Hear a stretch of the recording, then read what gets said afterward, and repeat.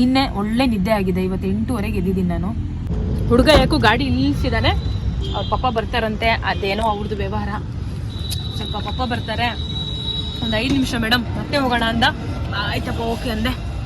ಯಾಕೋ ice cream ತಿನ್ಬೇಕು ಅನಿಸ್ತು, ತಗೊಂಬಂದು ಇಲ್ಲಿ ಕೂತ್ಕೊಂಡಿದ್ದೀನಿ. ಸೋನು ಹುಡ್ಗಂಗೆ ಕೊಡ್ಸಿಲ್ವ ಐಸ್ ಕ್ರೀಮ್? ಏನು ಅನ್ಸುತ್ತೆ ನಿಮಗೆ? ಅಫ್ಕೋರ್ಸ್ ಕೊಡ್ಸಿದ್ದೀನಿ, ಅವನು ತಿಂತಿದ್ದಾನೆ. ಅವನಂತೂ ಫುಲ್ ನಾಚ್ಕೊಳ್ತಿದ್ದ, ಅಯ್ಯೋ ಬೇಡ ಬೇಡ ಅಂತ. ಎಲ್ಲ ಬೇಡ ಅನ್ಬಾರ್ದಪ್ಪ, ಋಣ ಅದು. ಐಸ್ ಕ್ರೀಮ್ ತಿನ್ನೋಕ್ಕೂ ಋಣ ಬೇಕು ಅಂತ.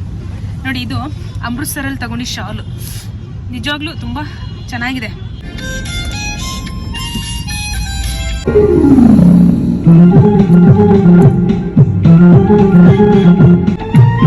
ಹುಡುಗ ಬಂದ, बी सीरियस इवाग. अच्छा, घर से खाना आ गया आपको? जी जी जी. पापा ने ला के दिया? नहीं, ब्रदर ने, छोटा भाई. अच्छा.